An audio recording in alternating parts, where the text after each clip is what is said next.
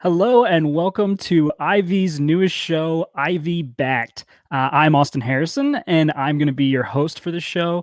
Thank you so much for joining us on this Tuesday morning. I realize this is not the most convenient time if you're at work, or maybe it is the most convenient time to watch a new show.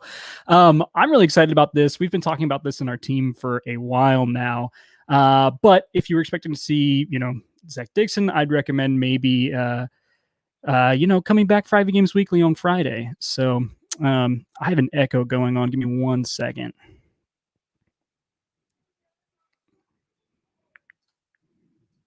All right, awesome. I am back. So, what is this show about? It's about Kickstarter.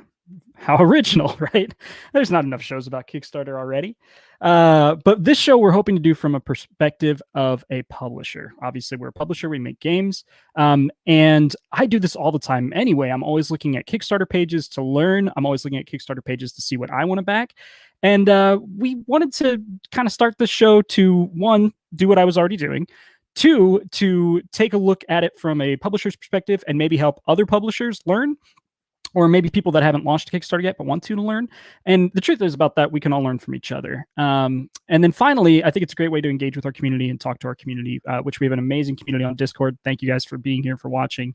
But those are the three main reasons. It's not because we think we're better at Kickstarter or we're going to be better than all those we're looking at. I mean, by no means are we experts. This is a constant learning journey. I mean, I'm going to be looking at a come on page today. I mean, they obviously have Kickstarter down. I think they've done 47 campaigns. They're not going to learn from me.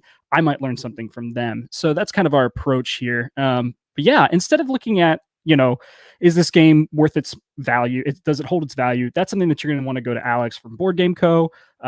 Even gameplay related stuff, like, is this game fun? Like, yes, I'm going to comment on that, but I haven't played these games. People like people like Alex, a lot of other, like Before You Play, a lot of other channels have played these games. So they're going to be better for that kind of content. I'm going to be more looking at it from a publisher's perspective, which means I'm going to be looking at, what about the page draws me in? Did I think they made any really big mistakes or a faux pas on like the way they laid out their page? Things I'm really excited about from a publisher standpoint, things like custom pieces that I'm like, oh, I know how they made that. That's so neat. Let me talk to you about how they did that. Things I'm concerned about from a publisher standpoint. Do we think they encouraged people enough to back while it's on the Kickstarter, or did they maybe just kind of set it up to where people should wait for retail? And then any advice we have for creators and advice for new creators, just about their page, really. I'm really excited. But before we get into that, we have two drawings to talk about. The first one was from Ivy Games Weekly. We do an Ivy Games Weekly drawing every Friday at 3:30, so make sure you're here for that. We are going to give away a Ivy or a Moonrakers Kickstarter on my wheel of names here. So I'm going to bring that up. All right. I'm going to make it even bigger so you can see the wheel of names just slightly. Actually, it's not going to get any bigger. That's fun. But I'm going to press this button and we're going to see who our winner is this week for the Ivy Weekly giveaway. Oh my goodness. Ilya, you lucky dog. I cannot believe you have won 2 in a row. Well, not in a row. You've won 2 recently. We'll talk to you about what you're going to get because you already have a Moonrakers Kickstarter edition. So we'll get with you on the Discord about what you can win for this next one. Maybe something having to do with Failed Fate. Maybe like an Agamar mini or something. That'd be fun. But yeah, we'll talk to you on the Discord, Ilya. All right. So let's kick this thing off. Today, we are going to be talking about our new show on Kickstarter, and we're giving a special giveaway of a previously unavailable Veiled Fate hoodie. I love this thing. It's a little hot in my house right now, otherwise I'd be wearing it. It currently is not available. I think we've only ever given one away as a part of our MR Secret Santa and our Discord. We do a Secret Santa. I think someone got one there. But yeah, we're giving one of those away this week for our new show. What you have to do that is to get that, to enter for that, is you have to use the words new show in a comment after the live stream. So yeah, then you'll be entered into a drawing. We'll do that next week on the show. And I hope that one of you guys really wants this hoodie because I'm really excited to give it away. All right. So I've picked 6 main Kickstarters that I want to cover today. These are not the 6. This is how I sort my Kickstarter page. I was going to talk about that a little bit too. I tend to sort it by most funded. I really want to know what is doing well right when I get to the page, and then I go down from there and I look for the hidden gems at the bottom of the page. Right away, you'll see very familiar names. You've got Marvel United, you've got Monster Hunter World, Canvas Reflections. I know that's a game that's really popular, or Canvas in general is really popular in our Discord. So there's just a lot of really big things out right now. So it's a great time to launch the show. So I'm really excited to dig in. I have not covered everything on Kickstarter. Obviously, I've picked 6 main ones, but if there's anything you wanted me to take a look at that I didn't, comment in the section and I will get to that. But the core 6 that we're going to be talking about today are Monster Hunter World, Marvel United, Canvas, the second edition, Hidden Leaders, and It's a Wonderful Kingdom. And then one extra that you may not have heard of called Legends of the Void. All right, let us dig in with Monster Hunter World. All right, disclaimer. I've not played the video game. So I do not get the references or the hype or even the artwork because I just haven't played the game. Now, 2 things. I had a conversation with Alex a couple of weeks ago. 2 things that do really well are complicated games and games with minis on Kickstarter. That is not exclusive. There are other ways to be successful in Kickstarter, but this is something where instantly you're like, oh man, look at these minis. They're huge. They look awesome.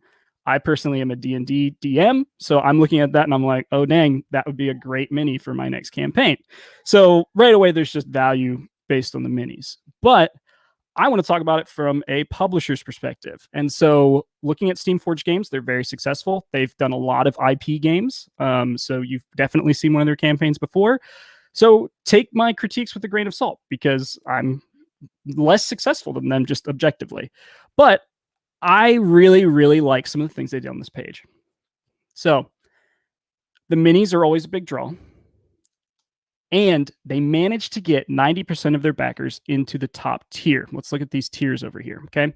You have the entry level, which is 51 pounds, core pledge, which is 102 pounds, and between those two, they have just over 2,000 backers.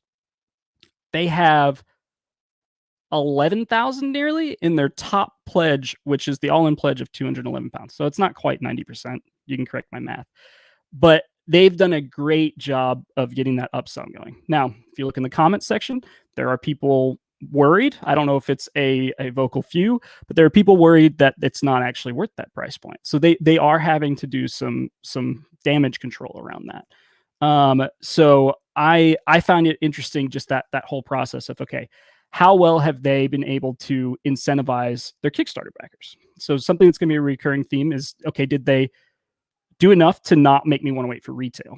And a lot of that's going to come down to Kickstarter exclusive. And if you look at this pledge here, it's got Kickstarter exclusive, daily unlocks. And so they have done a good job of converting people that way. And I'm impressed by those numbers. That's a ridiculous sum to have up there that high. My main critique, we'll get right into it, is I don't see any gameplay. There's just not gameplay at all. We got some good reviews, some familiar people, Quackalope, Alex, D&D Beyond. Is that what that icon is? Polygon. But I still don't see any gameplay. It's right here. It says it's a cooperative arena combat game, but it doesn't really talk about gameplay. We get through pledge levels. We get through all kinds of descriptions of the monsters. We get through all the what's in the box. We get through the monster sheets. We get all the way down here through the Hunter's Arsenal. And we are like halfway down the page and we still haven't seen it. Oh, cool. We got expansions. We're still going. Daily unlocks. Game overview. All right. We've gotten to game overview. If you look at my sidebar over here, we are more than halfway down the page.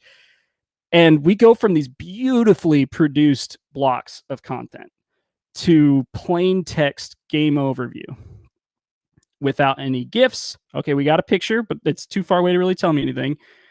It doesn't really tell you how to play this game. And yes, there are videos for that, but their videos are not at the top of the page either. Their videos are, gosh, even further down. There we go. We are 80% through this page, and we are now at some unboxings and some reviews, and then there are the playthroughs. In my opinion, there should be at least one playthrough section and at least one playthrough video at near the top. But this is a game that's largely about minis and largely for the people that have played the video game. And so they already have an idea of what gameplay might be like. So maybe that was a tactical decision. But me personally, I would love to see the gameplay go all the way up to the top. If you skip that first video, you won't see another video forever. It's just so far down. So yeah, I think that's probably my biggest critique as far as the page goes. We had some people in the Discord ask me about what they thought about delaying this game versus, because Primal just came out and Primal did very well. And I actually think it was a good idea to launch. It wouldn't have been in the reverse. If Monster Hunter World had come out first and then Primal had come out, I think that would have been bad, because when people were backing Primal, they're like, oh my gosh, this is like Monster Hunter. It's so cool. Had Monster Hunter already come out, I think that would have been a problem. So yes, that I think that they did okay. Obviously, it's really easy for me to say once they're at 2.5 million. What are they at here? Oh gosh, I'm gonna have to scroll this way because it's so high up. Oh gosh, they're at 3.6 million. So they're not hurting. They're doing fine. They don't need my advice on where to put their gameplay videos. But as a new creator, if you're looking to rate a page, or when you're just looking for a page, like where is the gameplay? It needs to be higher. They focused on minis, and that's good. Minis sell, but it seems to be the only focus on the page. All right, some other things. Other than minis, I see one custom component. It's one of those viewfinder thingies that is in Imperial Assault or other games like even Gloomhaven has one. And you can see that right there. It is just like you put your eyes through and you look through and you see numbers, or it has like a red hue and you see other things on cards. There's quite a few games that use this mechanic. Everything else is just, cardboard punched out chits and cards and player boards. So you are putting all of that money into just the minis. That's fine. Minis are awesome. Minis are cool. But I think I would have liked to have seen a few more components for the price tag. Just enough to differentiate it just a little bit more. I haven't really seen anything about the storage of these minis either. Like, biggest thing with minis is you don't want them to break. And I don't think I've seen anything about the storage. And please correct me in the comments if I'm wrong. So yeah, interesting. Wanted to talk about just something I've been seeing on a lot of pledges is the schedule they've been doing. It's kind of odd. So one thing I will talk about on shipping graphics too. You're going to see me talk about shipping graphics a lot. I like this one. It's clear enough. It's not amazing, but it's not bad. You can figure out how much shipping is going to be to your region. They're talking about that. You got to talk about that these days. It's changed a lot in the last year. So then we get to this schedule. So we have the Kickstarter end schedule. And I'm going to be clear. I'm not critiquing them. I'm just critiquing Kickstarter as a whole, because a lot of Kickstarters are running their schedules like this. We have the Kickstarter ends, and then the Pledge Manager's live, and then the Pledge Manager closes.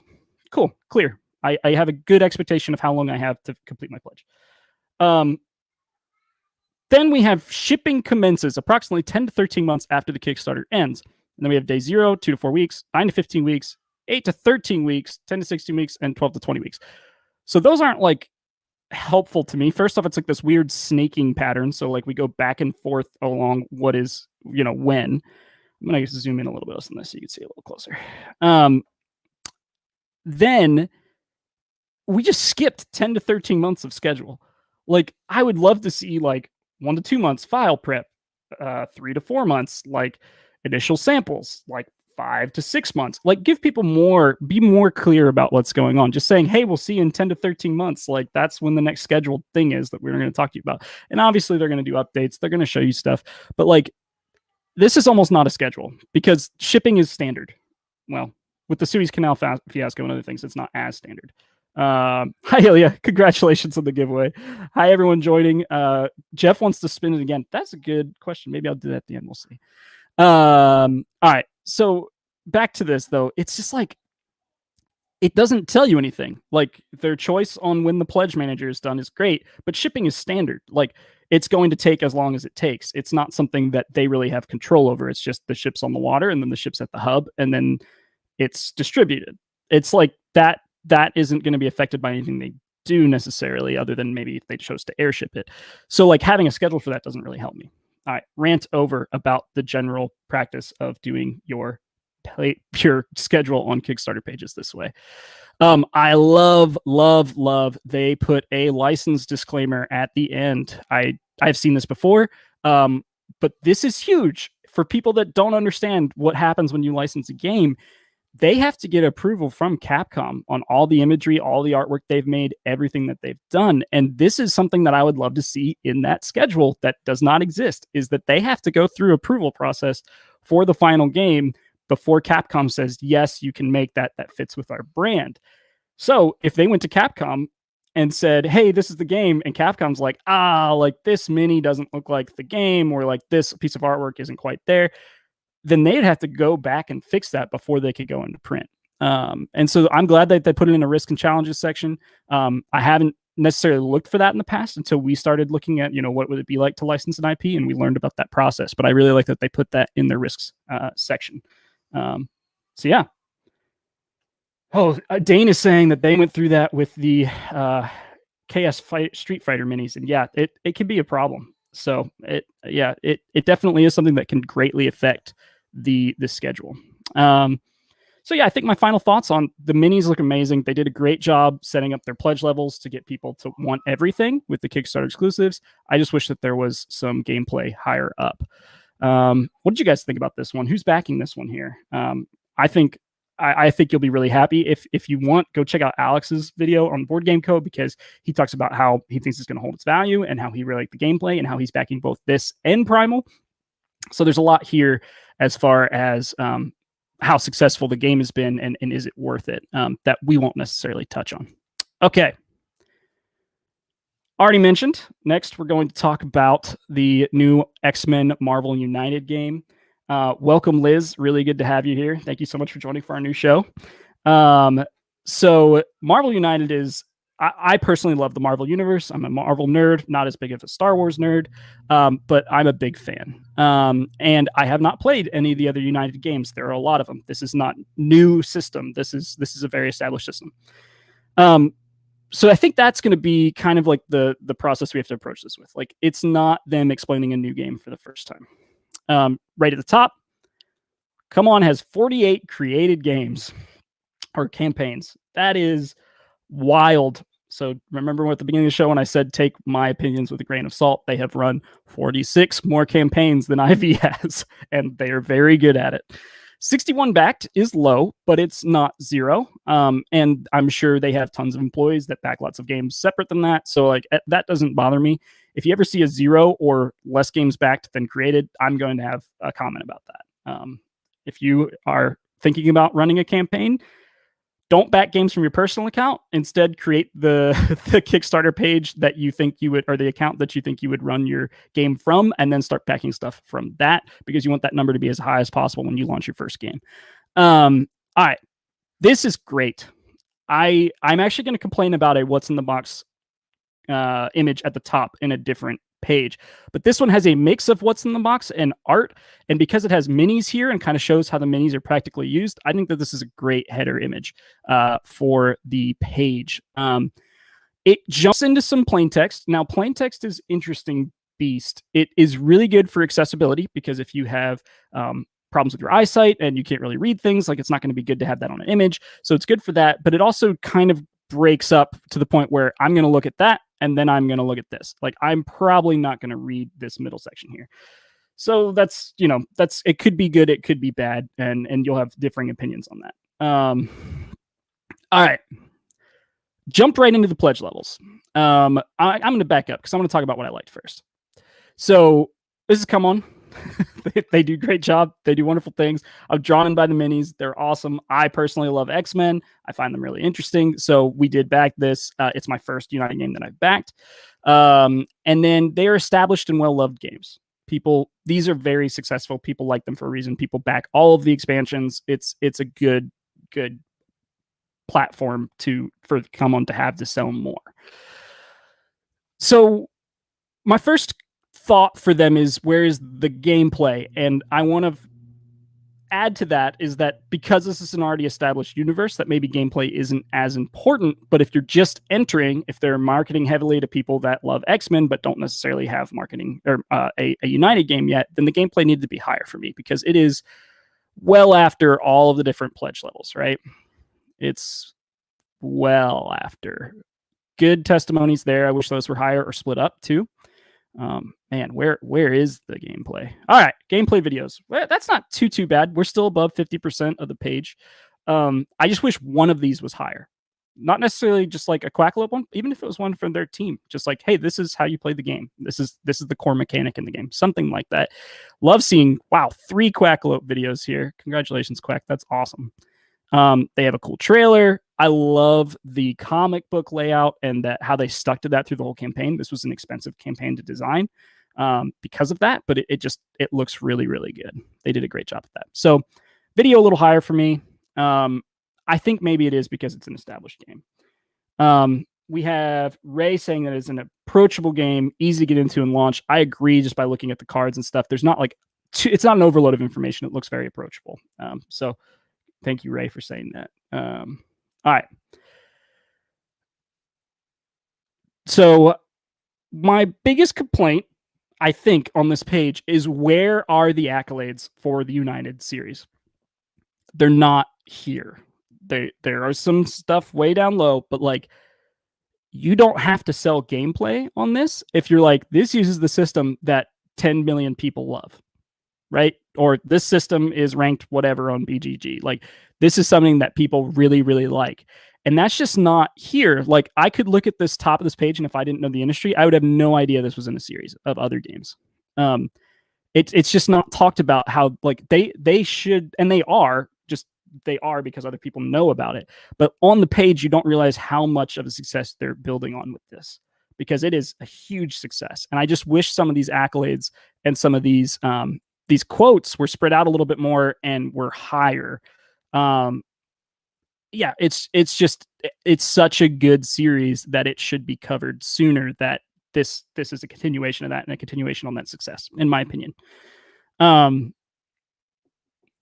man, the pledge levels are simple, but the add-ons are not. So that's just something that's unique and new because Kickstarter added these add-on sections, right? So I was like really impressed. I was like, man, they got it down to 2 different pledge levels. That's the best I've ever seen for Come On. And then I backed it, and then it had like 20 add-on section things.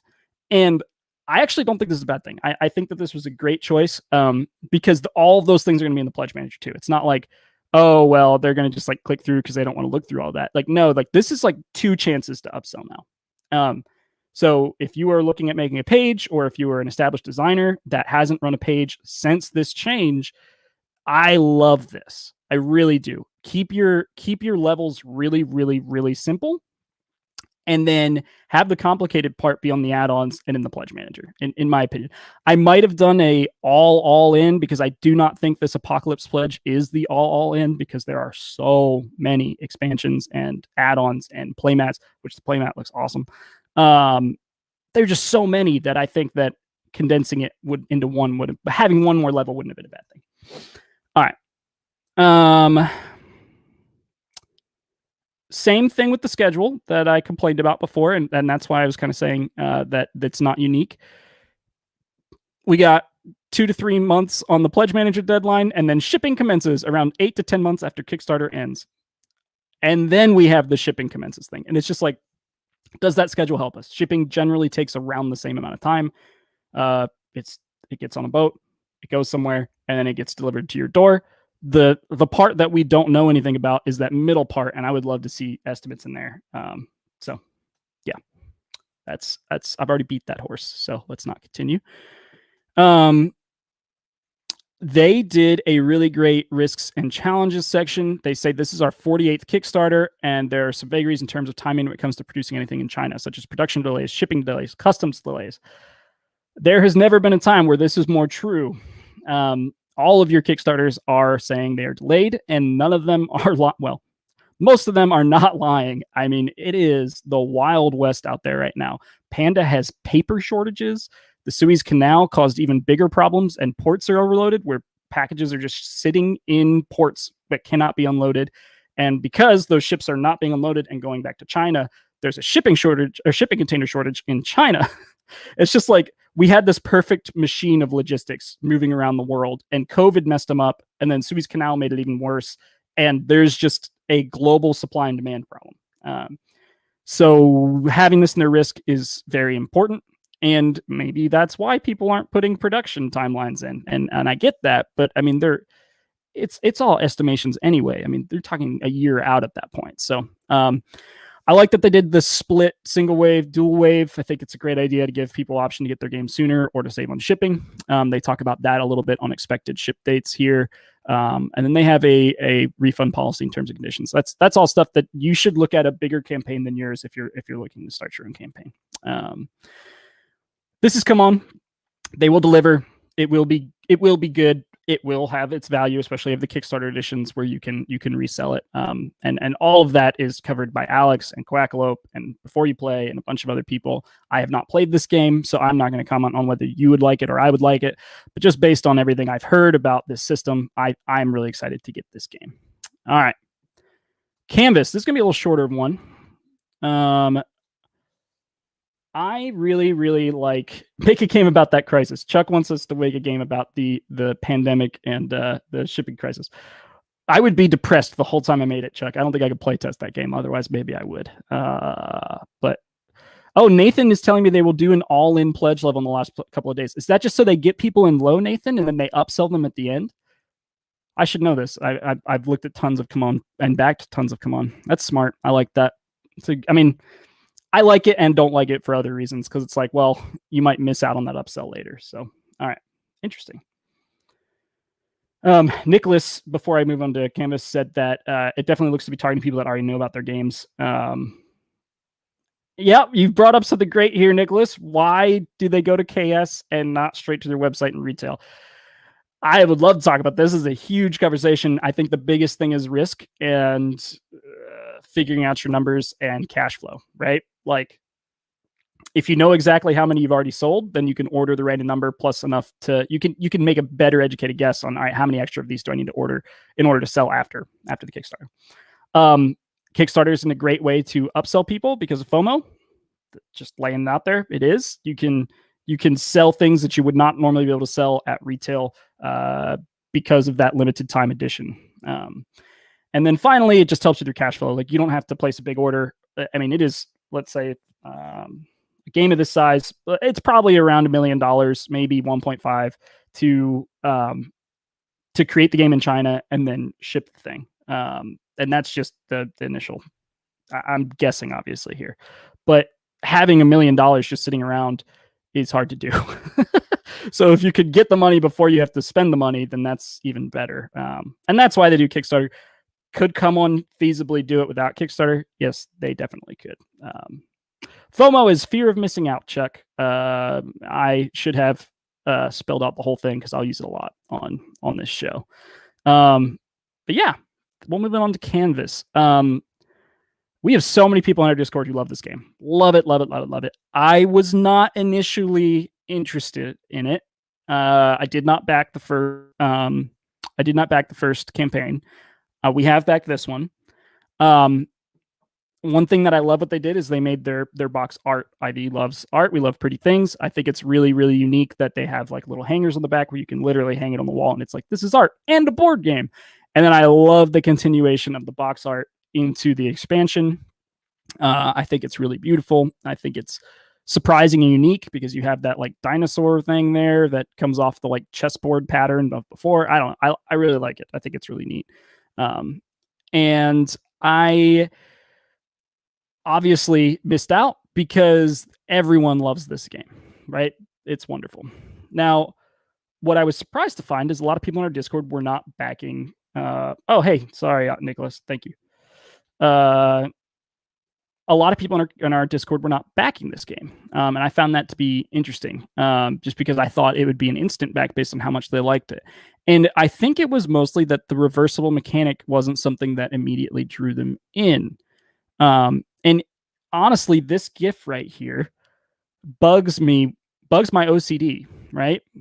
Because it's like when they flip it, it like doesn't actually line up correctly. Like it overlaps the other piece. And maybe that's something gameplay related that I don't know about. So please comment if it is. But I don't quite see that looking good aesthetically as that reversible thing. So maybe that's just a prototyping thing. Who knows? They have that little punch out where you can hang it on the wall. They have a GIF for that. I really like Canvas's use of GIFs. It looks really good. Okay, I was so excited. They feature their accolades so well. Like it's amazing. Like they've got the Seal of Excellence, they've got the top ranked game, they've got best tabletop game, they've got some great quotes from very familiar people like Stonemeyer and Rado and Watch It Played and Dice Tower. This is what I was missing from the Marvel United game. Like, where was that on the top of the page? And they nailed this. They really nailed it, and I'm pumped for them because this is. I think I would have done a little bit more of an art spread up at the top here, but this next section is what I would be looking for a game if we did another Moonrakers game, right? To put those things right at the top. All right, cool. Moving on from there. Very clean page with GIFs. It's wonderful. How to play video and section are very high. Look at that. Look how high that is. It's right there. Good job, guys. This is all my opinion, remember. Like, I am not the expert on Kickstarter. Like, come on, and Monster Hunter, like, they probably had strategic meetings about where we put in gameplay. But for me, in my opinion on what a Kickstarter page should look like, they nailed this on the flow of that beginning section. They nailed it. My biggest complaints were the shipping section is not a graphic. Let's just navigate right to that.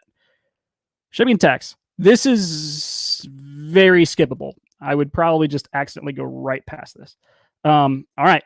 I'm going to pause on that for a second because we have some things coming in. We have Dark Fox saying he agrees with Dane on needed expansion. Dane said, I find the Canvas base game does what it's meant to do. No need for matted layers. So that seems like it's just like a strategic thing, and they may not have done a good enough job on this page of differentiating. Like how, or maybe the expansion doesn't, and I have not played the base game or the expansion. So there's one of two things going on there, is that either the expansion was not described on why it makes the game better well enough on the page, or it just actually doesn't make the game that different. However, they are doing 500,000? Yeah, 500,000. So either people that missed out on Canvas the first time are now getting this and the expansion, or so many people are coming back to pick up the expansion that I think this is a very, very worthwhile endeavor for them. Even if it's just for the Canvas second printing, what a successful campaign.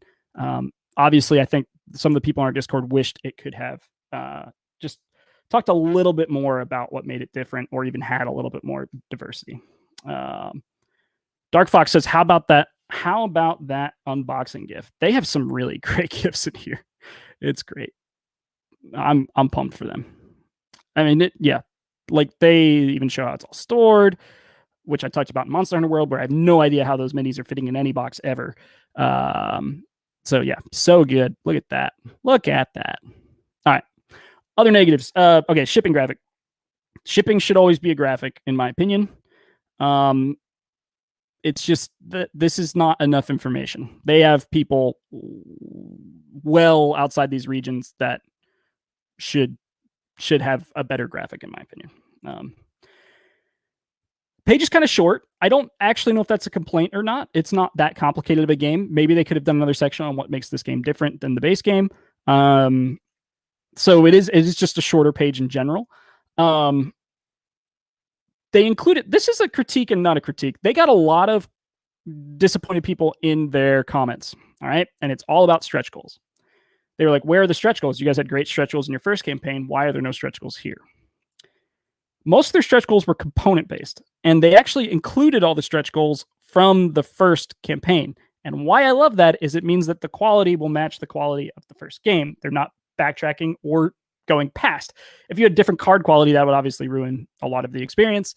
If it had different thickness of cardboard between boards, or like the box was totally different, or the art style was different, like that's not great. Like it needed to match the first game. So I understand that. I think if they were going to do stretch goals, it would have been content stretch goals, which you get into trouble of delaying your production, into problems of rising costs when you go that way.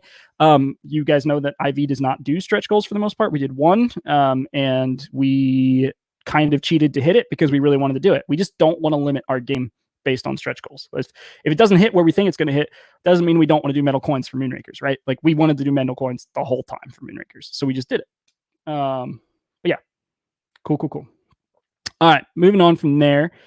They're doing great. They're converting, possibly not converting old backers, but they're getting lots of new backers.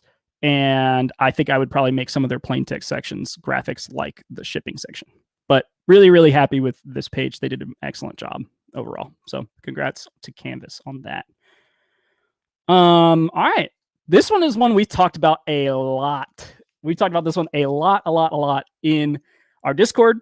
I am pumped for them, and I love so much about this page. I love so much about this game. I do have some critiques and some thoughts for them, but I am really, really excited to talk about this one. This is probably the one that there's two that I feel like I'm gonna have the most to say about. Hidden Leaders is one, and the last one, Legends of the Void, is the other one. Okay. I really like this game. I'm excited to play it. We've backed for 2. I think we're gonna keep one and give away one. The artwork is great. Artwork is great. They did a great relaunch. This is a relaunch game. It didn't do well the first time. They went back. They secured tons of content creators. Everybody covered this. Alex covered this. Quackalope covered this. I watched both of those. Wait, Quackalope covered it? I don't know. I watched Alex's game. I really liked it.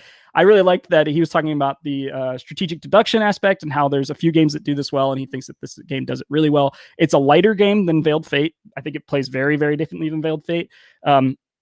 If you kind of get frustrated in Veiled Fate because you're like, oh man, I'm so stressed that this is more strategic, and if I give away, then I kind of lose my chance at winning. I personally love that about Veiled Fate. It keeps me on edge. I get my heart racing, and I'm really excited to play the end game of Veiled Fate. This one's lower risk.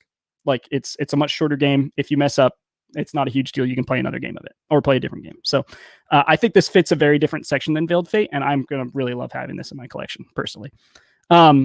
Things they do really, really well. The artwork, like I already said, really, really great quote blocks. Look at this. It's wonderful. Like they just have these quote blocks broken out, and then they have like clickable links that'll take you to what that person said and where they said it. And it's wonderful. It's like all over the page. Like I'm learning from this page on the quote blocks. The quote blocks are better than I did it in any campaign for sure. Like it's so good. Chuck White, why didn't they do well the first time? They actually hid their page, Chuck. It's like you can't navigate to that first page at all. I believe it was lack of coverage, lack of audience building the first time. Yeah. All right.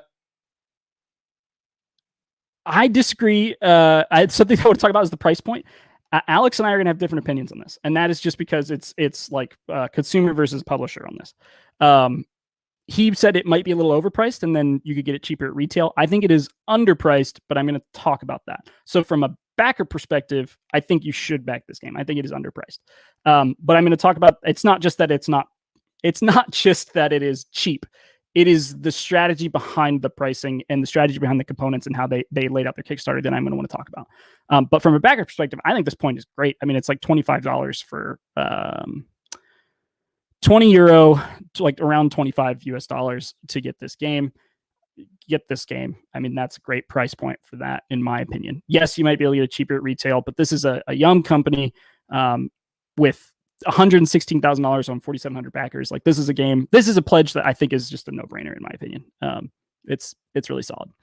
2 created, 71 backed. Guys, that is amazing. That's wonderful. And their 2 created are this and the failed version of this. So 71 backed is amazing. Hats off to them. Thank you for supporting the community before you went and launched your own game.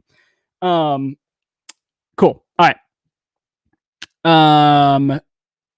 11 languages. Okay, so that's a positive, right? 11 languages is a positive.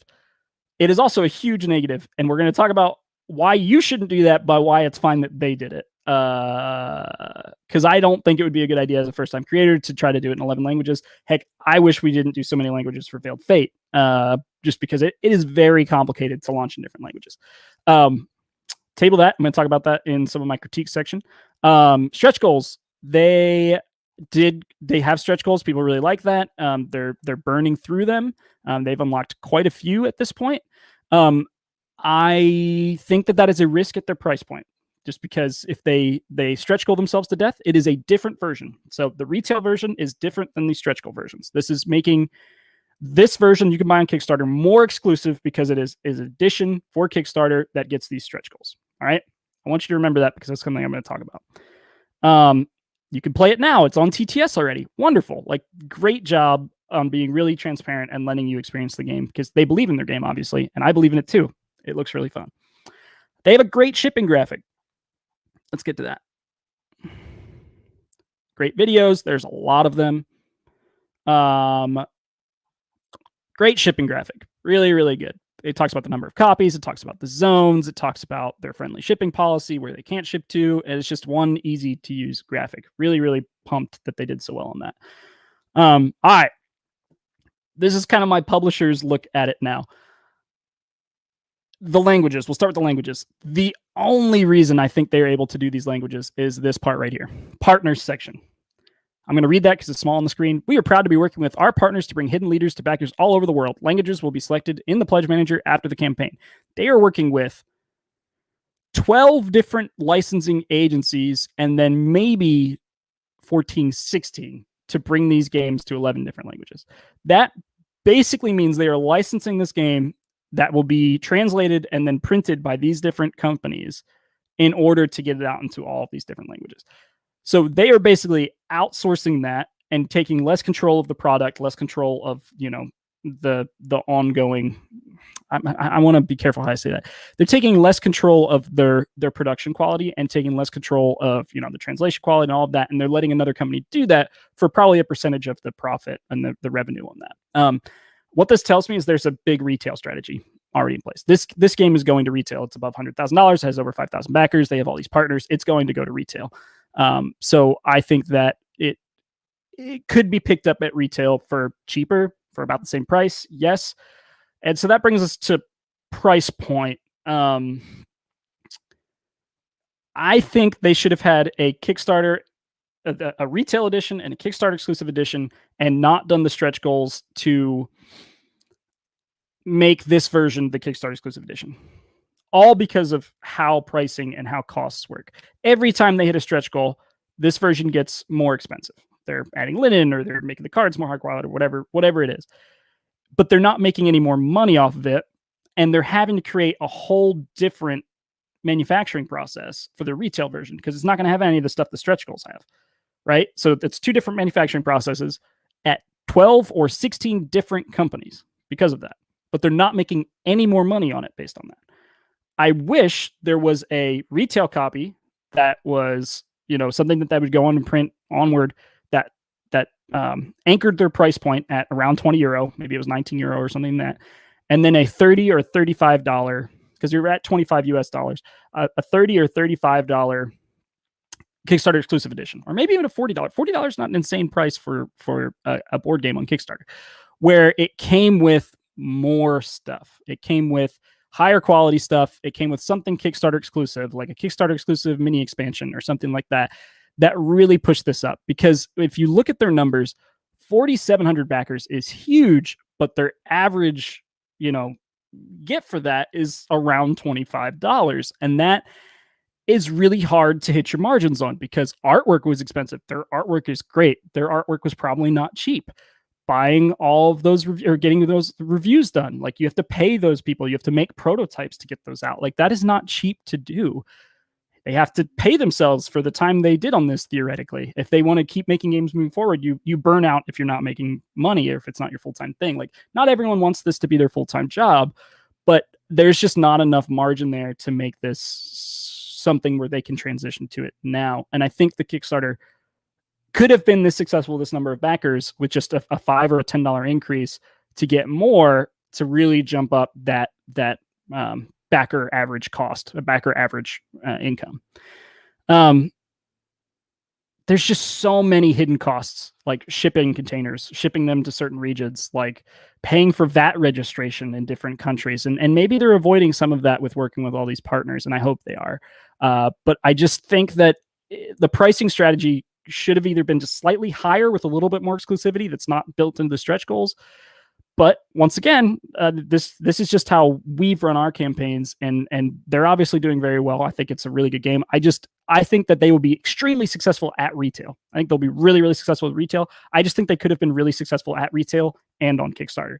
And while this is definitely a success, and I'm really excited and happy for them, I think their funding level could have been higher with a few changes. One of my critiques that I really liked on some other pages was that first graphic right at the top. I don't think that this is a good top graphic. The rest of their page is extremely well done, but more than just a deduction game. I wasn't thinking it was just a deduction game. So now I'm like, well, what makes it more? Is it just a deduction game? Like you're kind of like setting yourself up in like a weird tagline there where it's like, oh, is it just a deduction game? Robert says we should have a hidden cost game, a strategic deduction game about production logistics. Do you think the pricing was somewhat influenced by the fact that they had to cancel their first campaign? Nicholas, probably. I think they maybe, I can't see their old campaign. I think it's possible that they had priced it higher and they got hit for that. A lot of people said, hey, this is too high. So that's definitely possible. So I really want to play this on our Discord. Who's going to play this with me on Discord? It's on TTS. I say we play it next week on Austin Plays Games. But yeah. Dane says it would have been great to compare both pages. I completely agree, Dane. I was excited to compare both pages, and then I was like, "Oh, this is gone. It's just gone. I can't get to it." So that was a little sad. All right. So I talked about the header. So we talked about what is like sexy on Kickstarter, right? It's minis, it's complicated games. Doesn't mean like kids or not kids games, simpler games, lighter games can't do well. I think this game is doing very, very well, but like the components aren't what sells you on this game. It's the artwork, which there's a little bit of artwork, but it's very small there, and it's the gameplay, right? It's the fun that you see the reviewers having and other people having, and I would prefer a large art spread here, not a what's in the box, because it's just it doesn't tell me anything about the game. It has a weird tagline of like, well, is it just a deduction game? And then it just doesn't really draw me. This opening thing doesn't really draw me in. But then you get to here, and I'm like, oh, okay, this is cool, right? Like it needed like a key art, and then into this, and then into a what's in the box, which they have another what's in the box section, I believe. Yeah, components, which this is great. This is how I want to see those components. So I think that the top graphic could have been like right here, followed by a closer look at those. But that's just my opinion, like I said. Yeah. All right, stretch goals. We talked about kind of how that's chipping off profits, in my opinion. Final thoughts. I don't really think they're going to have a problem delivering this game. They're going to be able to get it out with this margin. I think that it could have been a bigger reimbursement for the time they've invested in it, had they priced it a little different, but it's going to be very successful. I don't have any problems with backing this game. It's not like a risk for you to not get your game. I just think it's something that could have been a bigger monetary success on Kickstarter. I think it will be a monetary success at retail. All right, so I'm a huge fan of this. I think that it should be backed. We backed it. Next game. All right, Here to Steal Your Soul says, I feel like they should have included their story behind the game video closer to the top. It shows the depth that went into it. And then he said, especially since they're pushing that so much in their updates. Yeah, you just generally don't look at updates until after you've backed the game. So I completely agree. Here to Steal Your Soul. That's a great thought. But yeah, A Wonderful Kingdom, another series that is extremely successful in our Discord. It's Wonderful Life is huge fans. My copy was borrowed right before the pandemic, before I had a chance to play it, and I still haven't seen that person to get my copy of it back. So that's been a little bit depressing in the fact that I don't have my It's a Wonderful Life box. This is a 2-player variant. I will talk about just some thoughts around that in a second. But first, the stuff that I really liked, because there's a lot here that I really like. I've been playing a lot of 2-player games with my wife. A lot of people have been playing a lot of 2-player games because of the pandemic. So I feel like this is a great time to launch it, because people are like, I need more 2-player games. I wish it had been launched a little earlier so I could actually get it, because by the time this ships, I mean, we're all going to be playing groups games again, probably. But I think it's still not a bad time to launch it. So good on them for pumping this out so fast after It's Wonderful Life. I love the alternate box cover, which is that top one that you're seeing there. I love this initial art spread. We've talked a lot about my thing with initial art spreads. I think this is engaging. It shows the artwork. It's very cool looking. It goes down into some of the accolades. Look at that, guys. It's right there. Look at those accolades. They're wonderful. So like it has those two things that I'm looking for on a second series game, right? Something that's building off of the game before. So I really like that. It does kind of have a what's in the box thing here, but it's not like bore you to death what's in the box. We talk about kind of just like gameplay from a very high level. And then we get into pledge levels, and then we get into stretch goals and a bunch of other things. So yes, I have a lot. I really, really like this. I am sad that this isn't like blown up already. I feel like this should be above 500,000 already. So it sells 9 days ago. It's probably going to get about 500,000, but I just feel like it should be a little higher, just from my desire for it to be higher, not actually based on reality. Um, so my big critique is they have 9 created and 16 backed. That 16 backed should be in the 80s and the 70s. It should be much higher. And you don't even have to back the whole game. I recommend you back the whole game, but just like give other campaigns that you're interested in, especially like the big ones that you really like. Like for us, James Hudson and wow, guys, why can I remember the name of that company? Druid City was Druid City. Now it's someone help me. Anyway, Title Blades. Title Blades is the game that I really appreciated, and I learned so much from their campaign page. I loved it. It was wonderful. They really, really set the standard for me with that one. I just can't remember the name of their company now. Skybound Studios. Thank you, Chris. You're the best. Thank you. Sorry, James. Big fan. Dark Fox loves Title Blades. I have a big box right there that I'm waiting for me and Zach to be able to hang out with person in and do an on-stream game of it. So very excited about that. Yes, Druid City is a sub-brand. Thank you, Jacob. They like, for us, that was like when it's like, okay, cool. Like find things that you're a fan of. And even if you're not going to back the game, which I think you should back the whole game, but if you're on a tight budget already, give them $1, the $5, $10, just to see the updates. Because the updates as a first-time creator or a young creator for us, like looking at other people's updates is so helpful for us. It gives us ideas all the time. It helps us see things that, oh, maybe they should have done it this way to avoid these comments. Like you just learn so much from looking at other people's journeys. And that's why one of the reasons we wanted to do this is like, I'm learning constantly by looking at these. And then I've learned things from other things and I can compare those to and be like, oh man, I really wish they had done it like Title Blades did it. And so that kind of is the stuff you need to be backing other things and learning. They have not backed enough games. Maybe they have personal accounts where they've backed 100 games, and that would be great. But like, I would suggest switching to this account for their backing. Okay.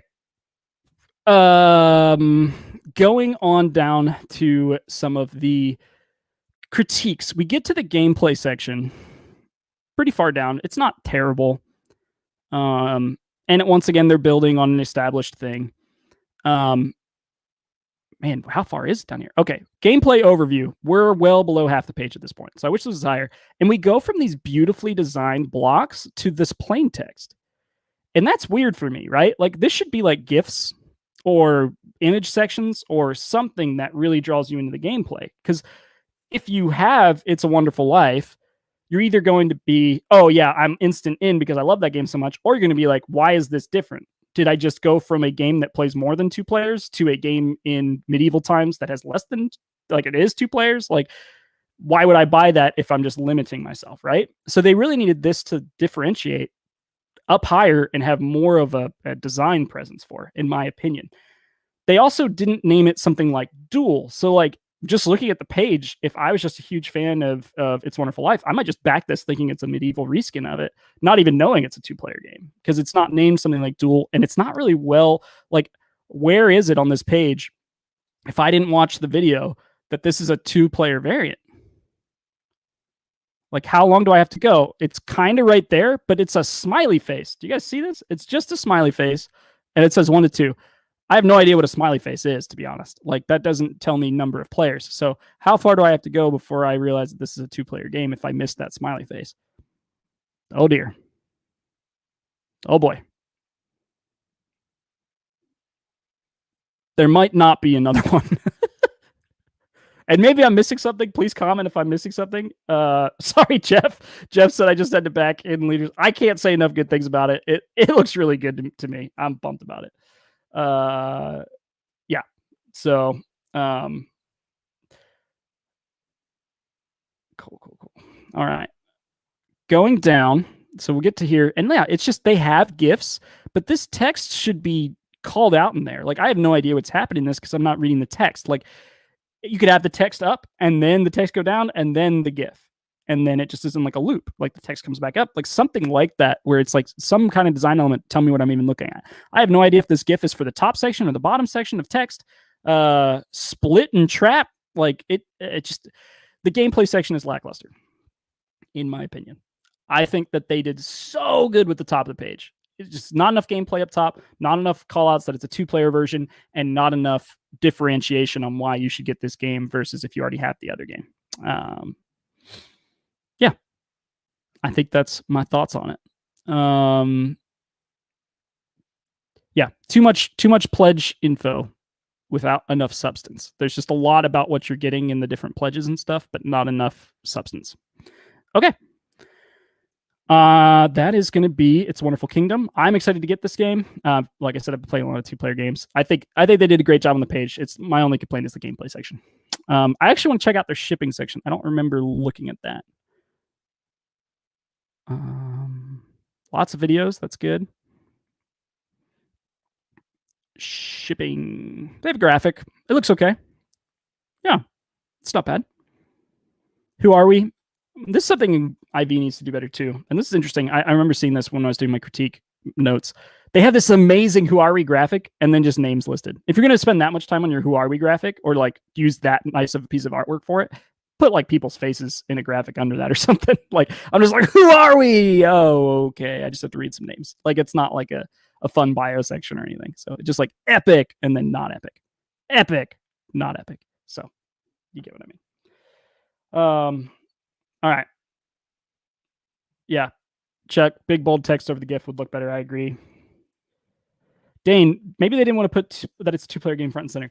I agree. I think that may have been part of the thing, but like if so, don't make it a 2-player game. Like if you're going to make it a 2-player game when you've already designed a more than 2-player game, like obviously you could do that again.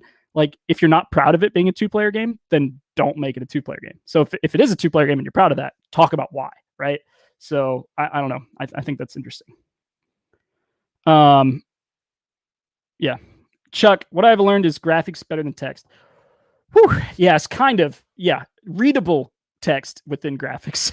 Some people are like, little itty bitty text, and people without like perfect vision are like, what is that? Especially like phone browsing. So you have to test things. Ooh, good note. Test things out on a phone, test things out on an iPad, test things out on a small computer, test things out on a big computer. You're going to want to look at a bunch of different things and be like, is that text readable? We've done multiple passes on graphics when we're like, oh my gosh, on the phone, you cannot read that. It is unreadable. So poor Zach always has to, we go, Zach, make that twice as big. And he has to completely redesign the section because of that. So sorry, Zach. All right. Really excited to talk about this next one. We're going to be talking about Legends of the Void. Who here has heard anything about this? I posted about it in our Discord a little bit, but I expect it to be pretty low. Yeah. This one is interesting one for me. I think they did some things really, really, really well.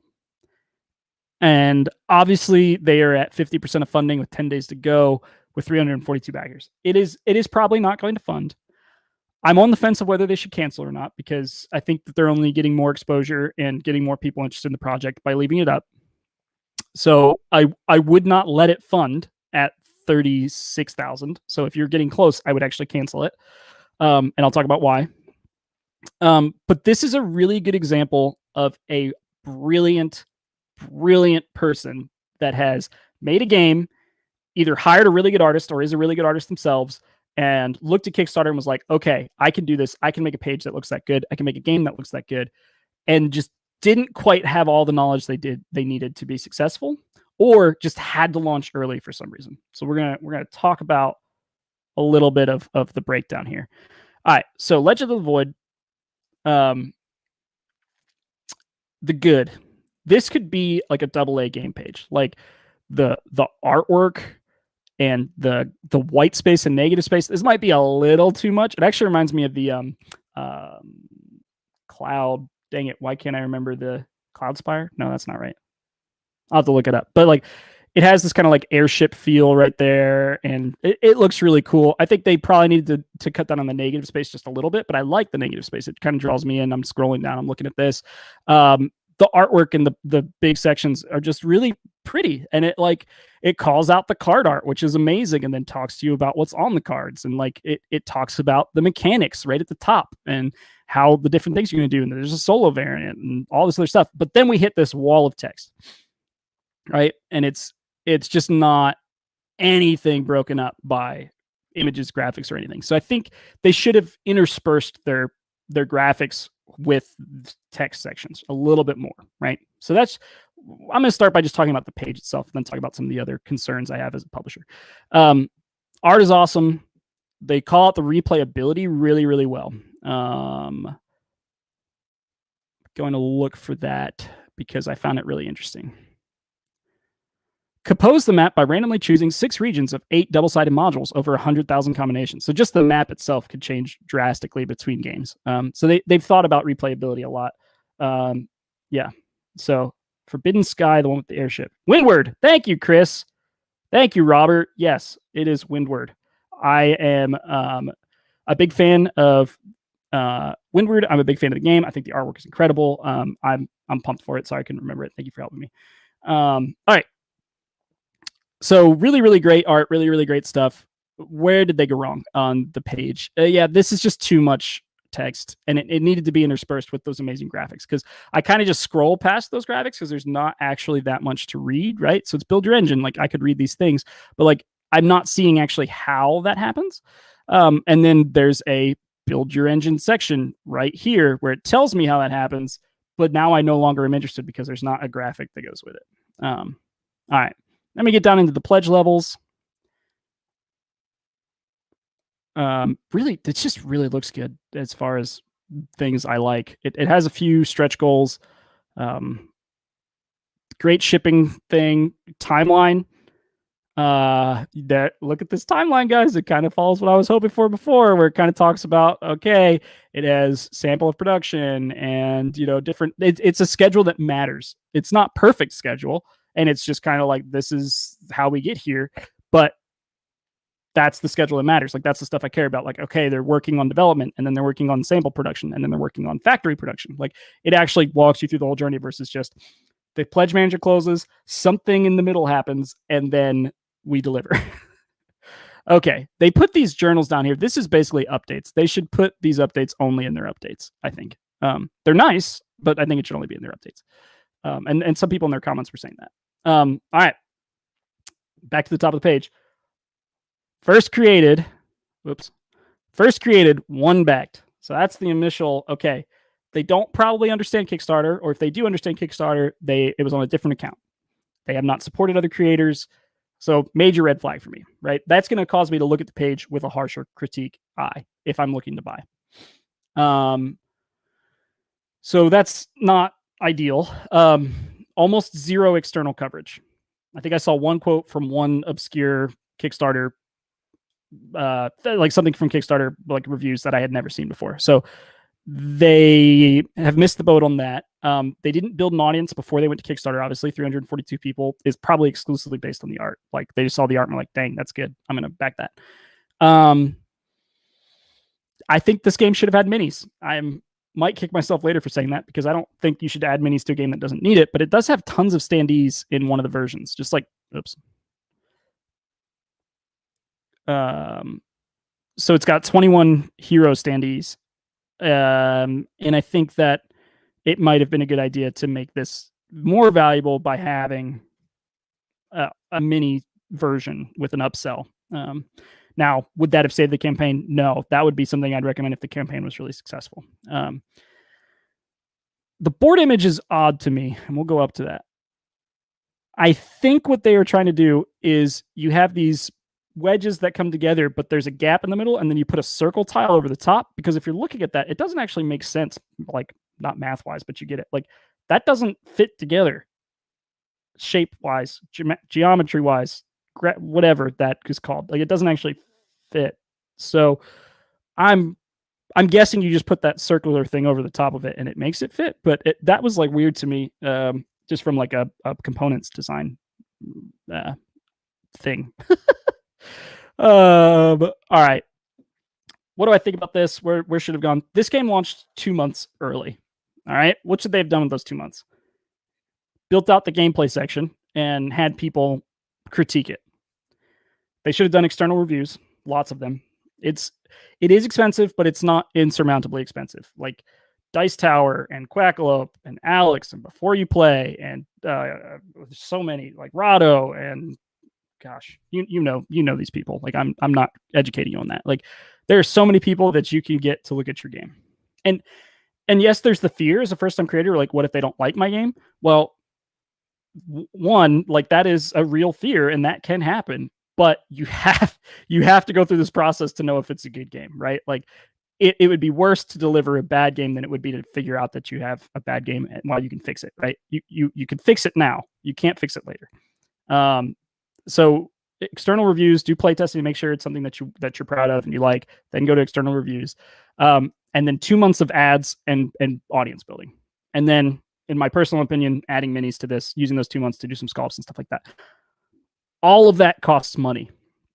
So what my guess is, and this is without me looking into their background at all or looking into their updates at all, that they are a passionate person that loves board games, that is probably an artist, because this art is incredible. And I don't know how they would have been able to pay for that without being an artist themselves, or maybe they have a friend that was this artist, that they ran out of time and money and they were hoping to really hit the Kickstarter page with the art and get a big following because of that. If I wasn't working on 20 different projects at IV, I would try to play this game, make sure it's good, and then try to acquire it, put in those 2 months of work and invest that money and then launch it again. Because I think the artwork is really catching. I think that it's a really cool looking game. It has a circular board. We'll never do another circular board after Veiled Fate. It's very hard to do well. But overall, this page had some really, really cool things going for it. So yeah, I think there's a lot to learn from this. And I think that they are a prime example of someone who should cancel their campaign, take a little bit of time, invest a little bit more money, give this thing to Alex, give it to Quack, give it to Before You Play, give it to all these people, and then launch again, just like our friends at Hidden Leaders did, because it could easily go from their first campaign to their second campaign, just like that. So yeah, that's my thoughts on that. I'm pretty excited about like just that there's still creators that are doing this. Like they're not established, they don't have other games or other designs, and they're trying to get to Kickstarter, because you can totally do this. It's possible. Yes, it's expensive. You can't do it with no money. It is an investment of time, it's an investment of money, but it is possible to launch a game on Kickstarter by yourself as a first-time creator and hit it, in my opinion. And they were close. It just 2 months early, in my opinion. So all right, that is all I'm going to cover on a deep dive. Anything you guys want me to look at that I missed? Anything you want me to take a quick peek at the page and just kind of talk about while I look through? Happy to do that. I'm also happy to answer any questions. Don't forget, while I'm waiting on questions, if there will be any questions, don't forget that we're going to be giving a giveaway for a Kickstarter or a Veiled Fate hoodie. And all you need to do is comment with the words "new show" after the show ends. So you're going to comment on the YouTube after this. Please make it funny, or at least not just the words "new show." If it's just the words "new show," I will not enter it in the drawing. But we're going to do the drawing on this show next week, so you have a whole week to watch it and comment. Yeah, thanks for being here, guys. I really had a lot of fun for this. I had a blast just looking at these pages with a really deep dive versus my normal just peruse. Do I want to back that? Because a lot of times I am looking at it as a consumer, just like, is this a game I want? So I just quickly blow through it. But this was fun to kind of take a deeper look at some of the pages and some of the decisions behind there. We might go even deeper in another video. Ian says minis as a stretch goal at least. Ian, I agree and disagree. Minis as stretch goal would be on let's say they did $100,000, right? 20 minis. You're probably looking at $10,000 to $15,000 just in molds for 21 minis, 21 unique minis. So as a stretch goal would just kill your profit, kill your margins, kill everything as far as where you're going. However, if you built it differently and had the stretch goals tied to something really, really big where your margins are better, then yes, it's possible. I would just, if you're thinking about doing minis as a stretch goal, I would challenge you to look at your costs before you include that and really do your math, because it's dangerous to use something that big as a stretch goal, right? So either from the beginning, you have to be planning to do minis and then just say, and it's a stretch goal and we want you to do it. But the whole time you're planning on doing minis anyway, and you'd already factored in those costs into your cost of the game, which I would argue don't do that, because then people are going to look at it and say, well, without minis, this isn't worth it, right? It's not worth it because I'm paying all this money. Different thing I can talk about. So I already talked about just kind of stretch goals and how Ivy doesn't do them. I think I've seen a lot of people do like these daily unlocks. And there was one campaign that we had today. I don't know if it was Monster Hunter World. One of them had daily unlocks. And I think that's dangerous too, because when you do your value assessment, let's say it's day one, I go on the page, I'm going to see if I want to back this. If I do my value assessment, just based on what I can see, and I'm like, I don't want to spend 211 pounds on that. Well, I'm not going to go back to that page and look again. Probably I've made my decision in most cases. If you have, 20 days of daily content unlocks, then it's like all of that content was going to be in the game from day one. And maybe that would have tipped the scales to me backing that day one had I known about that. So daily content unlocks can be really good for keeping up the engagement and stuff without having to do stretch goals. But you also have to have that value proposition ahead of time. So just be careful with daily unlocks.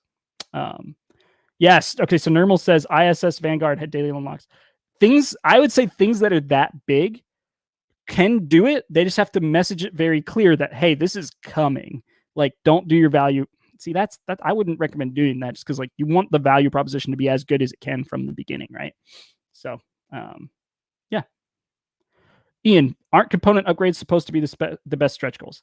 Yes, but that is less of a like component upgrade and more of like a completely different component, in my opinion.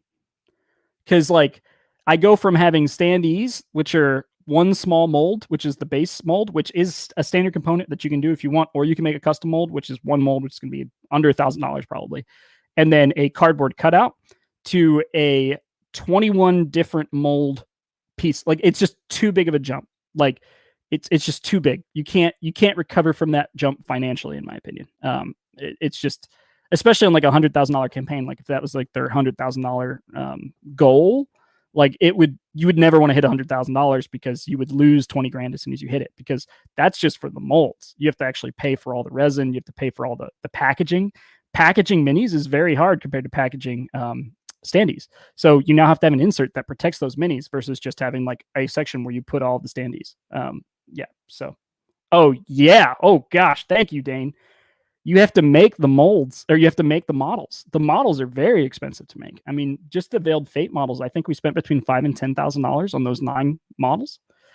Just to give you a little background, that was just paying to create the models. So creating 21 models is another 10 grand. So I was wrong. It's probably like 20 or 30 grand to get these minis into the game. So yeah, you'd have to really, really be making your margins somewhere else in order to have that be a stretch goal.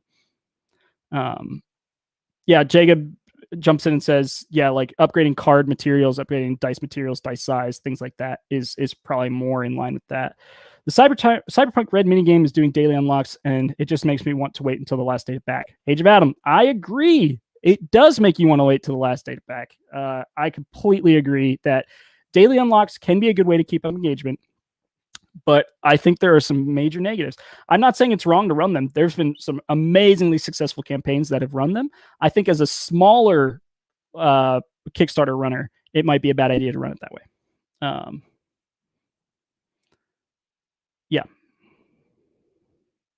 Age of Adam, thanks so much for joining. Thanks for tuning in. You'll be able to watch the whole show as soon as it's over, which is probably going to be very soon.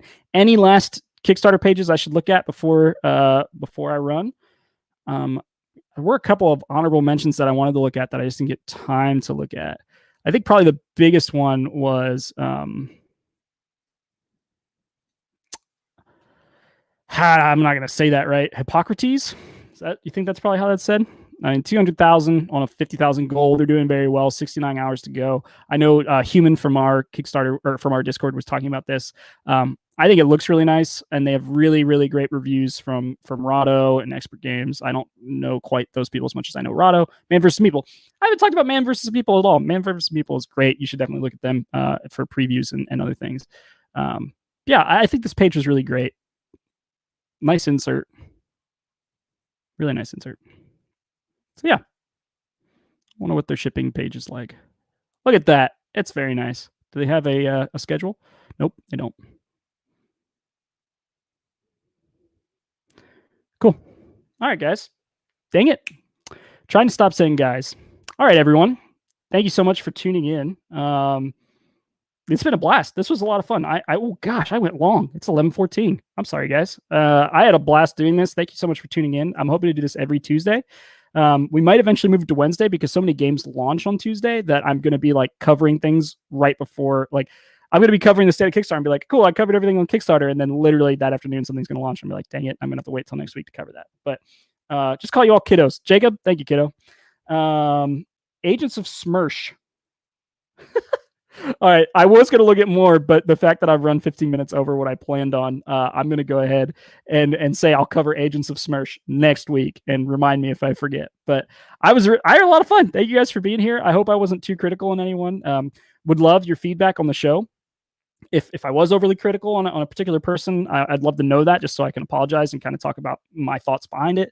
Or if I went too easy on someone because they're a big name, let me know. But that's kind of just the publisher's look at Kickstarter campaigns that are live right now. So yeah, thanks for watching Ivy Backed, and I will see you next Tuesday. Don't forget to comment with the words "new show" in the comments to be in the running for a Veiled Fate hoodie. Thanks, everyone. I'll see you next week.